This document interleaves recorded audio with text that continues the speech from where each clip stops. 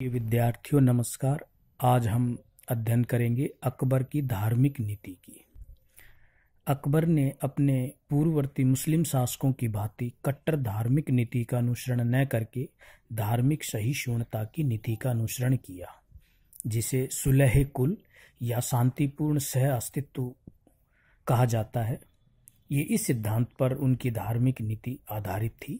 अकबर द्वारा उदार धार्मिक नीति का अनुसरण करने के पीछे मुख्य कारण निम्न माने जाते हैं। पहला, अकबर का जन्म अमरकोट के राणा विरसाल, जो एक हिंदू शासक थे, की राजमहल में हुआ था। दूसरा, अकबर की मां हमीदा बानू बेगम शिया थी, जबकि अकबर का पिता हुमायूं सुन्नी था।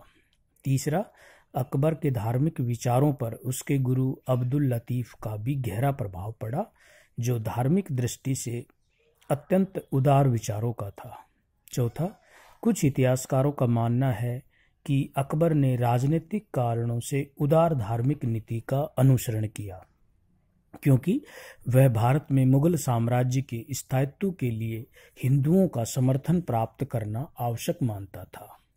पांचवा, अकबर के धार्मिक विचारों में क्रमशः परिवर्तन होता रहा, इसीलिए उसकी धार्मिक नीति को निम्न 3 चरणों में बांटा जा सकता है। पहला चरण 1556 से 1575 ईस्वी तक। इस चरण की मुख्य बात यह थी कि हिंदुओं की धार्मिक स्वतंत्रता पर जो प्रतिबंध लगे हुए थे और उनके साथ धार्मिक आधार पर जो भेदभाव किया जाता था, वह सब अकबर द्वारा समाप्त कर दिया गया और उसके द्वारा हिंदुओं को पूर्ण धार्मिक स्वतंत्रता प्रदान कर दी गई। जैसे 1562 ईस्वी में उसने हिंदू युद्ध कैदियों को जबरन मुसलमान बनने पर रोक लगा दी। दूसरा, 1563 ईस्वी में तीर्थ यात्रा कर समाप्त कर दिया। 1564 ईस्वी में जजिया कर समाप्त कर दिया। अकबर ने अपने पूर्ववर्ती मुस्लिम शासकों की हिंदू मंदिरों को तोड़ने की नीति का अनुसरण नहीं किया, बल्कि नए मंदिर बनाने की भी छूट दे दी।